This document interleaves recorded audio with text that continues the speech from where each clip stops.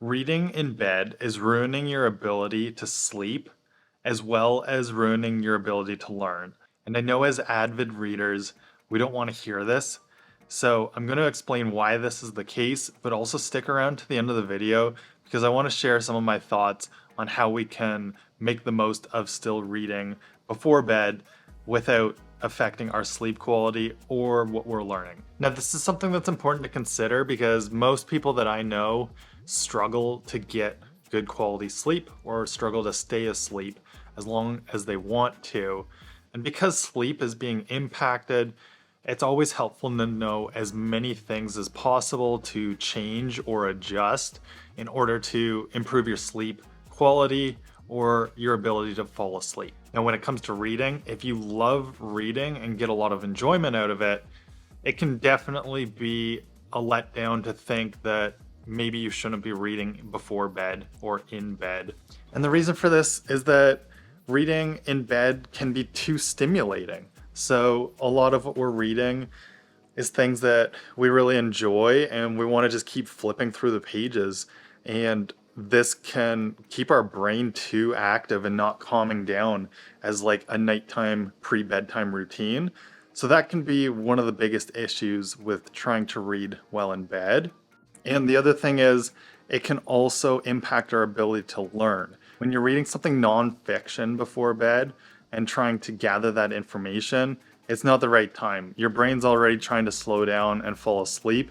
It's going to be harder to stay focused and concentrate and to read more actively and deliberately about what you're trying to learn. And I know this makes a lot of sense to us, especially when we really enjoy reading and recognize that some of those page turners that we're reading really do keep us up later than we intend to.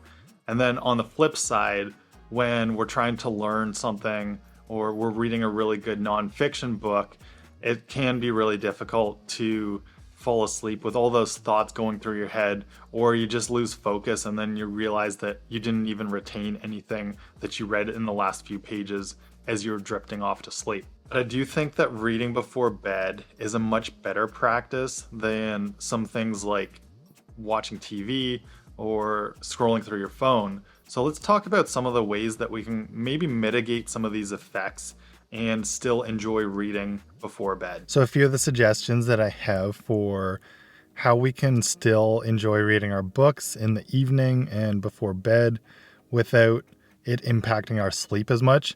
The first one is really just read somewhere other than in the bedroom. This kind of helps to keep in place that whole set and setting for getting relaxed and falling asleep, using the bedroom exclusively for sleep purposes and not for reading, and not associating our bed with learning and thinking and trying to always use our brain, while also not having it be something that's highly stimulating because we are flipping through the pages of a really good book that we're enjoying.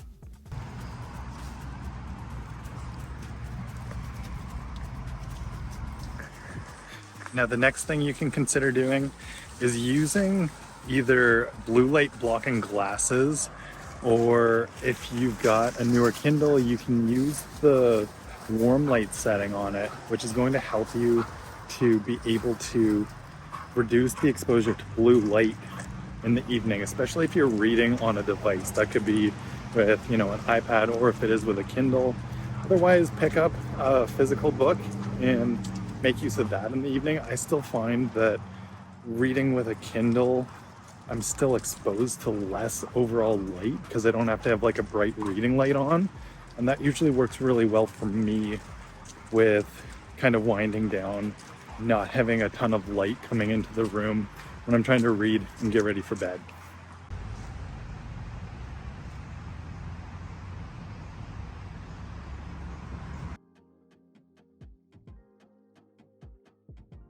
So ultimately, we can either keep reading in bed or reading before bed, or see if we actually need to make some changes there. Now, if you really love reading, you're likely not going to give up books before bedtime.